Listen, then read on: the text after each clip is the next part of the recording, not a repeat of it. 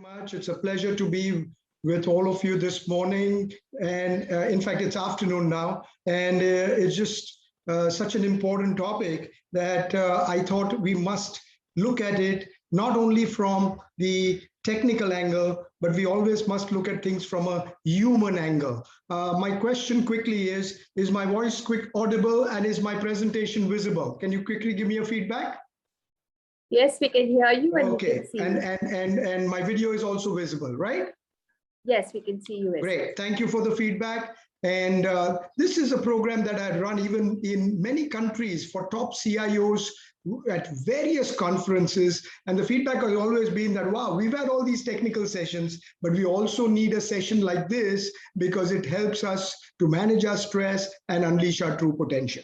All of us know that if there's one thing that has happened because of the pandemic is an increase in stress levels, right? So how do we manage that is going to be a part of today's presentation. Henry Ford had said, anyone who stops learning is old, whether at 20 or 80.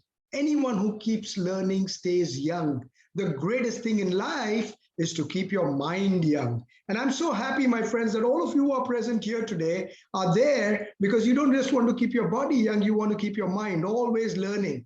I always say the learners live in the world of tomorrow. The learned live in the world of yesterday. So thank you for being part of this. A little bit about me, I've already been introduced. I did my master's in the US. I worked in New York after that, but I give myself a bigger degree, and that is LLL.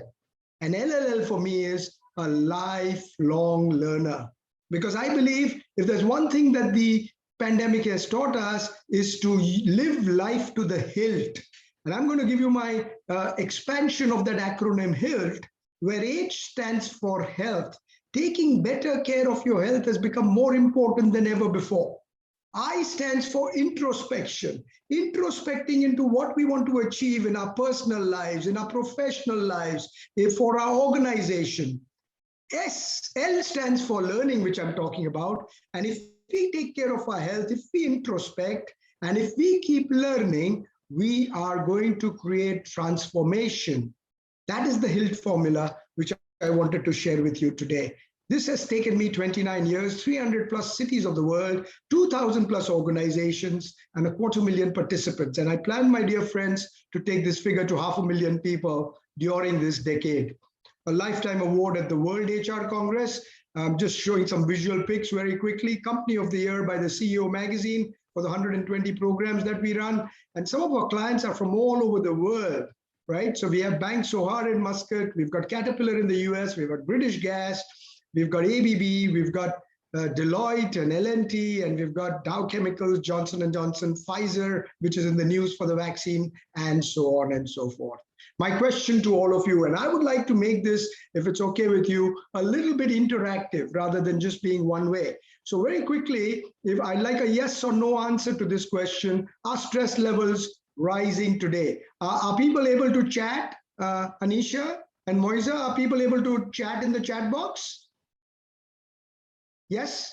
If yes, give me a yes in the chat box. That's it. So are the stress levels rising today worldwide? Let's see if I can see an answer to that. I'll know that yes, people are able to put a chat. Moisa, you can put one, or Anisha, you can just put one for starters. Awesome, I can see that. Yes, all wonderful, wonderful. So please feel free when I ask you these questions, anyone can answer in the chat box. Are stress levels rising? And Moisa and Anisha definitely say yes. So what do we do?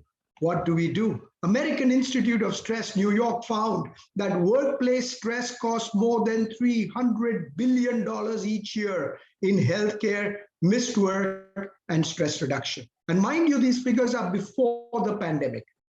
Unfortunately, we may not have such figures available for every country. I do not know if we have figures, for example, Saudi Arabia. I don't know if we have figures for the GCC countries, but it is going to be a pretty big eye, and it's a big, big concern worldwide. So what causes stress? I would like anybody in the answer. We are all from IT, and you know, I do stress management programs for a company called Wipro. I'm sure some of you have heard of Wipro, right? Regularly. We did it for the India team. Now we did it for the US team. We do work with IBM. We do sessions for TCS, which is Stardust Consultancy Services. And stress is such an important need. So what causes stress? And if 1 or 2 or 3 people can quickly respond in the chat box, to all the various questions, because I believe instead of giving me a one-way monologue, at least one person also responding in the chat box will make it an interactive, slightly interactive session within the limited time that we have.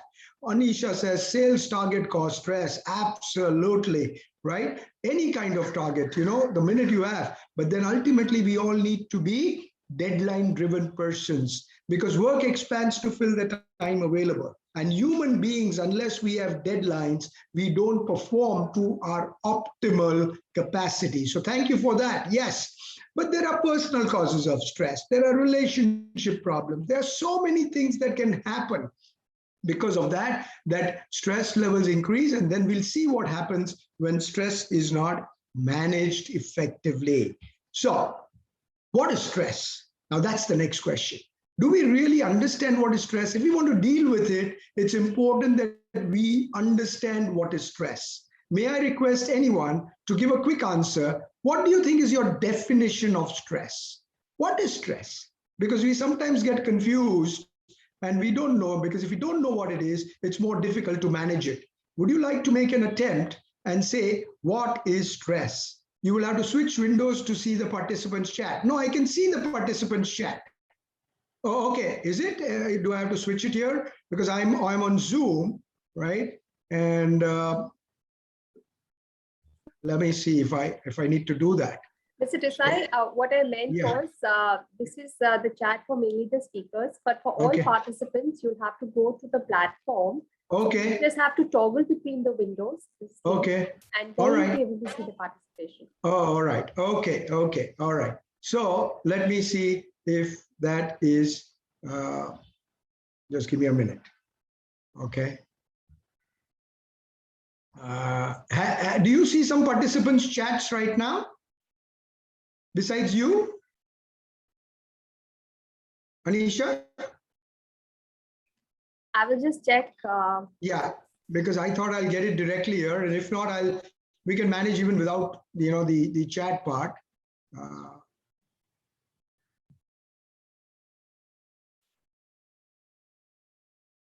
To give me a quick feedback.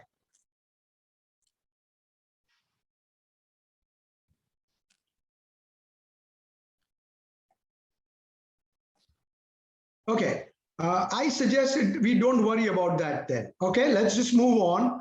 What is stress? And let me complete the presentation in a one-way manner. What is stress? Stress is an internal response to a situation we find hard to manage.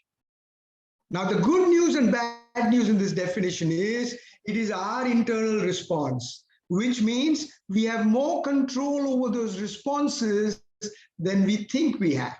We sometimes blame other people, we sometimes blame situations for causing us stress, when the reality is no person in the world, no situation in the world can really allow to cause you stress unless you allow that, you give that permission. So that's a lot of control. There's another good definition of stress, the wear and tear that our body and mind experiences as we adjust to a continually changing environment. And I'm can you be off? Hello, can you be off audio? Huh? Can you be off audio, please? Event feed. Where do I see it? Anisha or somebody, I'm hearing you. Can you be muted, please? I don't know who. Can somebody be muted? Whoever was speaking, please. Thank you. So what is stress? Yeah. The other definition of stress, it is the wear and tear that our body and mind experiences as we adjust to a continual changing environment. And we know that environment is continuously changing. Change is occurring faster than ever before in the history of mankind, and any change causes stress. So I already gave you these two definitions of stress. What is the relationship between stress and performance? When stress is very low, performance is also low, which means that performance is at a very low level. You would have almost a carefree attitude.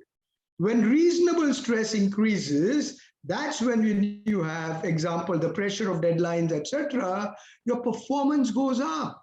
So there is a good amount of stress, but if it goes too much, then the performance starts to decline. And this is what the problem area is. If it is optimal, stress is actually beneficial.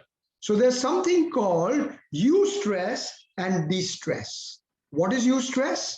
Eustress is positive stress caused by inspiring and challenging goals and situations. For example, my 250,000 participants, I want to make that 500,000 during this decade, is a positive stress. But what is distress? Distress is what we call negative stress. Suddenly we hear that somebody is affected in our family by the pandemic, has COVID-19 and has to be dealt with and shifted to hospital. That becomes a source of stress, which is distress. Okay, so what's at stake? What will happen if you don't manage stress well? 4 important things will happen, my friends. First and foremost, it will reduce your productivity. Stress has a direct impact on your performance and productivity. The second thing which will affect your health. And many times when I ask this question, what is your definition of health? What do you say is health? Different people give different answers. Some people say health is physical well-being. Some people say physical and mental well-being. But I have a much broader definition of health, and which is much more, according to me, really important as a definition. So I'm going to share that with you. The definition of health, for me, my definition is, it is a jubilant feeling of well-being. Remember, not just a feeling of well-being, a jubilant feeling, which is at a much higher level of well-being at the physical, mental, emotional, social, and spiritual levels. 5 fingers, 4 fingers and a thumb, similarly 5 dimensions of stress, 5 dimensions of health. If we don't take care of it, it can affect health. So let me ask you, and I want you to introspect in your own mind, do you sometimes have some aches and pains in your body? Some neck ache? And I know a lot of people who are in IT, they complain a lot of neck ache because they're always forward bending and their neck takes a lot of load, which really affects and ultimately could even lead to cervical spondylosis and issues like that. Stiff shoulders, very, very common. And low back pain, very, very common. These are just 3 examples of physical health, which is not so good, but I can give you many more, right? M, mental. What is mental? It is the attention span. A lot of people agree and tell me very frankly, Nikhil, that the attention span of mine 1 year ago or 5 years ago was much better than it is today. Our attention spans as human beings are reducing, and we need to have good attention spans because that means our energy is focused towards the work that we are doing. The sun's rays fall on a piece of paper, nothing happens to the piece of paper. But the minute you put a magnifying glass to it, it burns a hole. Why did it burn a hole? Because the energy of the sun got focused through the magnifying glass, and that was the result. Similarly, when the energies of our mind are focused towards our personal and professional goals, then we can achieve miraculous results. So mental focus is very important, and stress takes away mental focus. E stands for emotional. And I'm sure many of you agree that you get maybe angry faster than ever before. You get upset, irritated quickly. Now, there are 2 broad types of emotions. There are the positive emotions and the negative. Obviously, the negative, positive like love and compassion and kindness, these are all good. It's the negative emotions that eat us away. And we need to make sure that we manage those emotions well if we don't want to manage our stress. So what do we do, my friends? If you travel in an aircraft, I know our travels have reduced. I used to travel all over the world, conducting programs in person, right? Did a very major program just before the pandemic at the Oshram, which is the Oman Society of Human Resource Management Conference, where we had about 700 delegates. So I used to travel a lot, and it's reduced now, but we know that when we travel abroad, even locally, but a lot abroad, you pay for excess baggage. My request to all of you, my dear friends, are we ready to drop that excess baggage of emotions, negative, that are impacting our health? When you drop that, you will find that you're feeling lighter and better. And when you feel lighter and better, you will perform better. The next point is social health. I meet a lot of people and they say, you know, I'm good with a lot of people. There are some people in my life who really I can't get along with. I really have a problem when I have to deal with such people. And so I ask them what to do. And they say that we will drop that hatred towards somebody. And finally, it is spiritual, right? So stress drains energy and stress can strain relationships. Too big a price to pay for not managing our stress effectively. How will we benefit if we manage stress? First, achieving peak performance and increased productivity. That's going to shoot. And that's going to make you and your company more valuable. Improved problem solving and decision making. When you're stressed, you can't take good decisions. And life ultimately, my friends, is nothing but a series of decisions. And the quality of your decisions will influence the quality of your life. So if you are in a relatively stress-free environment, you will do wonders if you can manage your stress better. Seeing better ways to succeed. Albert Einstein had said, if you keep doing things the way you were doing, you will keep getting the same results you were getting. When you're stress-free, you can start looking at different options in a much better way than if you're stressed. Responding well to crisis. All of us will have some crisis in our lives, a personal life, organizational life.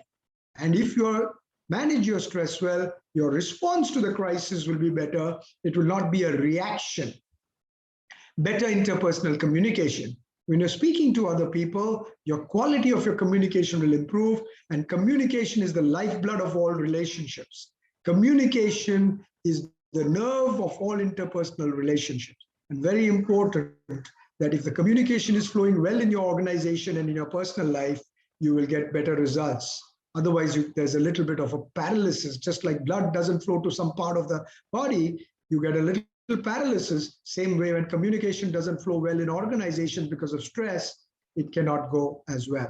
Enhanced health and vitality, right? As I mentioned to you, every morning we have two choices, my friends. We can say, good morning, God, with a lot of energy. Good morning, Allah. Whatever we say, Allahu Akbar. But the point is, we can say that, or we can say, oh God, it's morning, which means it's a different way because we're stressed out. So how do you resolve stress? There are three major approaches. One, you can take some action to resolve stress. You can change your perception towards the things that are causing you stress. And then there's something called acceptance to resolve stress. Three options to resolve stress. Then there's music. There's something I call dissolving stress. One is music. Second is exercise. And third is laughter. As in the next 3-4 minutes as we close, I want to give you one activity. And all of you, I'd like to, either sitting or standing, feel and experience the power of laughter. People say laughter is the best medicine. So either sitting or standing, I want you to laugh, okay? And silently, and see how that effect, and follow my instructions. Because a lot of people say, I can't laugh loudly in my office. I can't laugh loudly at home. My spouse doesn't like it, my children, my parents, whatever it may be. So we are going to do one quick laughter. This is the last activity of the day. I'm going to stand up, but if you want to sit, you can sit and just join me. There's a quick one demo. This is the demo. This is the silent laughter. Goes like this. Breathe in and move your hands and just go right and left 4 to 5 times, and then do that 5 times and then follow my instructions. So either sitting or standing, wherever you are, you will not make a sound. If the sound comes, it will be a very silent or low sound. And we are ready to start. Come on, breathe in.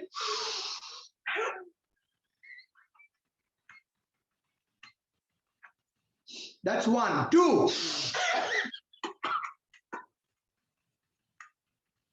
That's 2, 3.